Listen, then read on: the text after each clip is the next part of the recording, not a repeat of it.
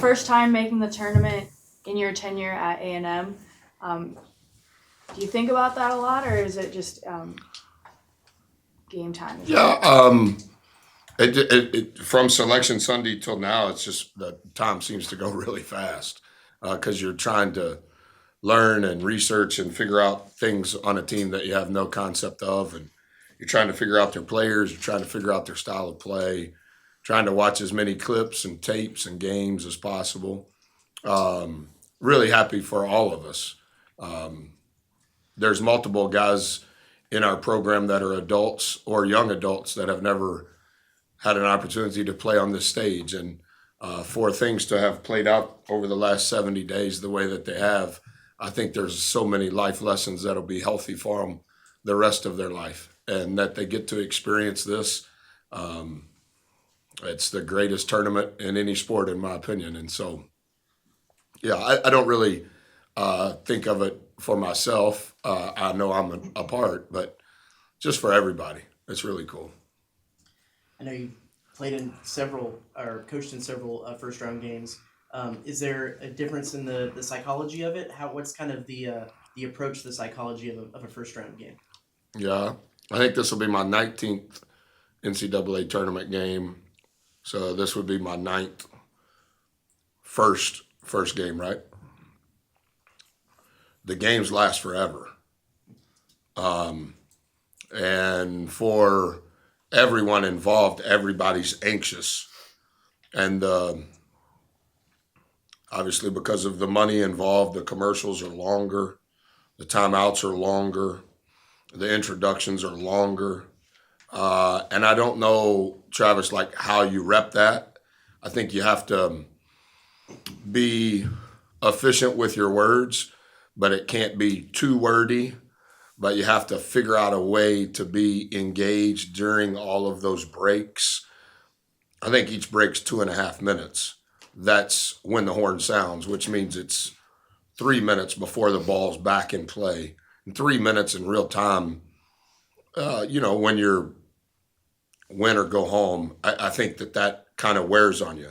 It's okay initially. You start getting to the second half and a coach calls a timeout, and now you're assured of a minimum of 5 timeouts. I would say that's something that I haven't brought to our players' attention, but I will as we get closer. But I don't necessarily know how to practice. I think the game shortens no matter how fast teams play, because the value of the possession is so important. And I think there is some level of this is the first time we've played a team that we don't know about since late December. And there's a newness of, I don't know you and I've never played against you, and I don't know all of your plays, and whatever I've learned was in a very shortened period of time. I think when you play on a Thursday, and every team's different, right? If you play in your championship game, there's only 4 leagues that now play on Sundays. Okay, well, most everyone is home on Sunday. We weren't home until late Sunday, and so you have to give your players off. So you're off on Monday, and so if you play on Thursday, you're traveling on Tuesday because media practices Wednesday. So it's a really fast turn, and so how you utilize film. Tomorrow, you only get 40 minutes on the floor. Do you want to go somewhere else and practice? You only get 20 minutes of shoot around day of playing the night game. That's a long day. How are you going to utilize that time? And then when you get to the game, longer breaks. So I think discipline, stamina, those are words we use in our program. I don't know that discipline applies to this conversation, but there's some level of mental endurance or stamina to be able to stay locked in that for sure comes into play. You guys have obviously found a lot of success getting to the free throw line this year. I'm wondering, just from your experience, how different things are called and officiated in the NCAA tournament compared to the regular season, if you feel like that will translate this tournament. Well, a couple of things that I would say on that. The primary officials in the SEC have a direct report to the basketball commissioner in the SEC. but that's not who determines who calls games in March Madness. That's the lead official throughout the country who's new. The officials are very similar to the players and coaches. If you win, you get to stay.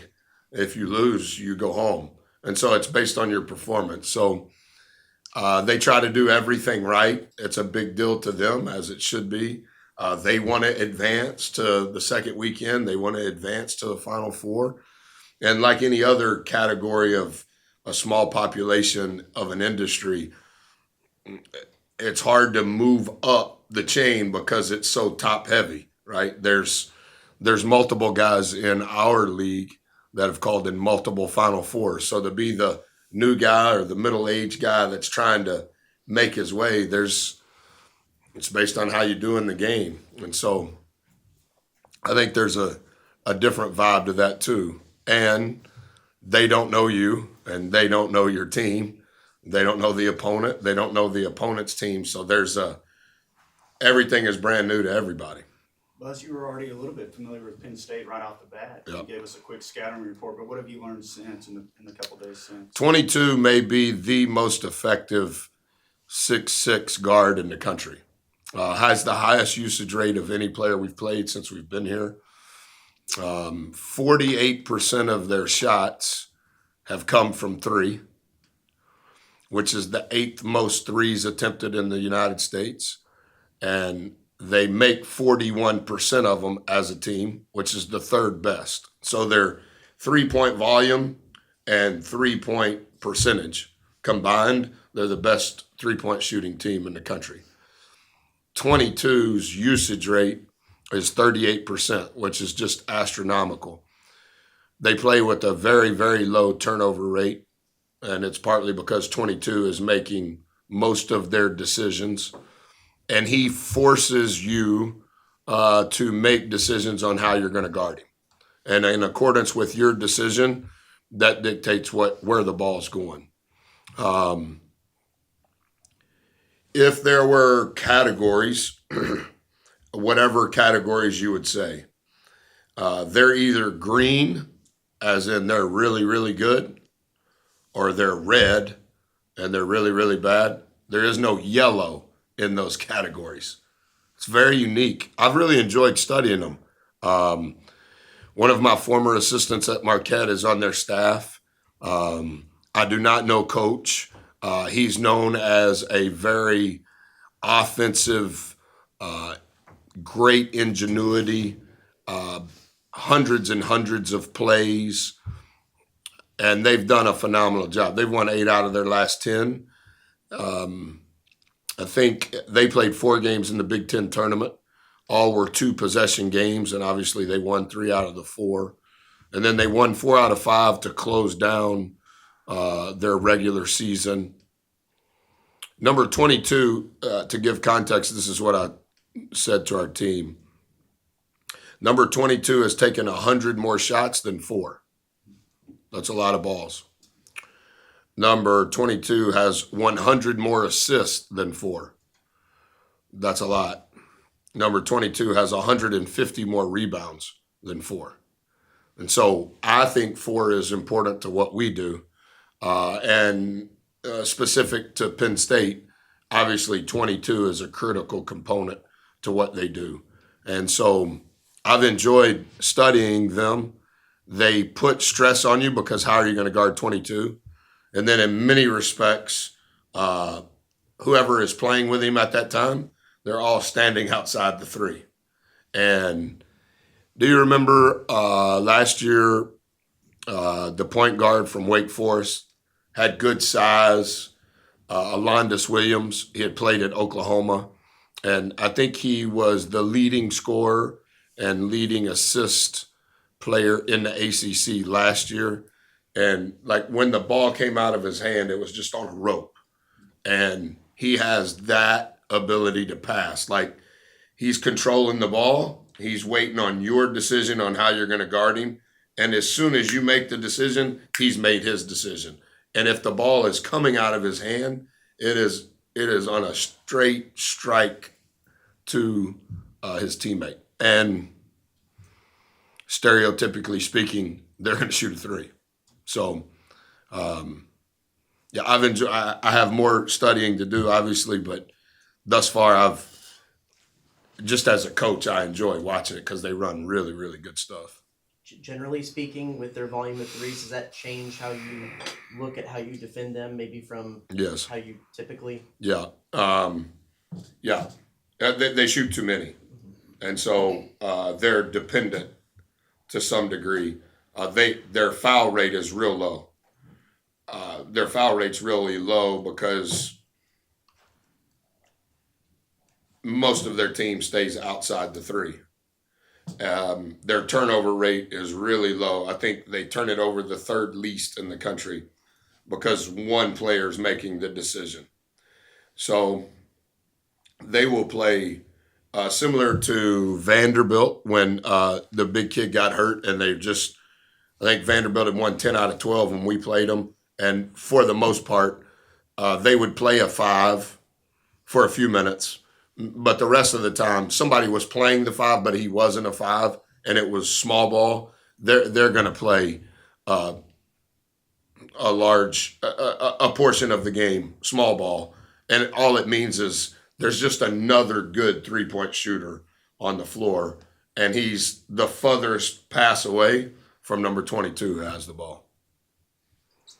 Coach, we see it all the time, in March, especially some of the higher seeds, teams that just happen to play their best basketball this time of year. You've been a part of some of those teams. I'm curious if you've noticed a common thread with some of those teams that can find whatever that thing is to allow them to play their absolute best in the tournament, even win or lose. Just what do you think some of those are? Yeah, good question. I'd have to think about it to give you a better answer. The more versatility you have, the better. Your ability to adapt on both ends of the floor probably allows you to have a better opportunity to advance because there's so many different distinct styles of play. So the versatility of your players in regards to their skill, positionless, etc. And the same thing within your system, are there adaptations that you have reps of that in a game or leading up to a game, hey guys, on this is what we're going to do. I think those are the teams that advance. I think teams with really good guards always have a chance because they can make a play without a play being called. I think they can make a play after the play didn't work.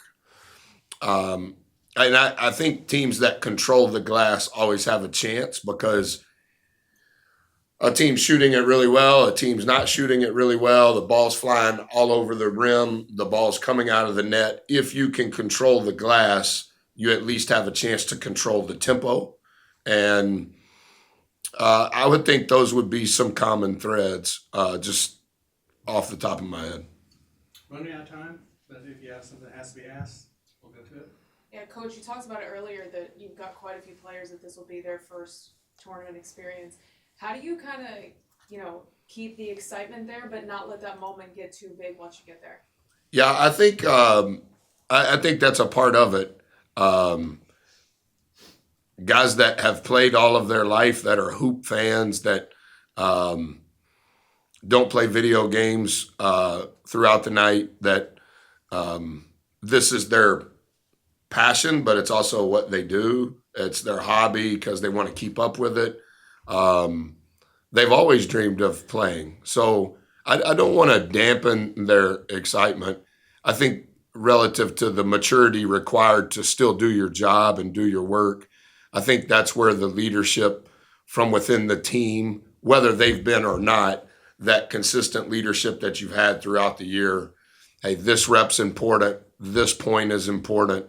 You rely on the leadership. I don't think the staff changes the standard per se because it's NCAA tournament. I think whatever your standard has been throughout the year, we lost, we won, we're on a winning streak, we're on a losing streak.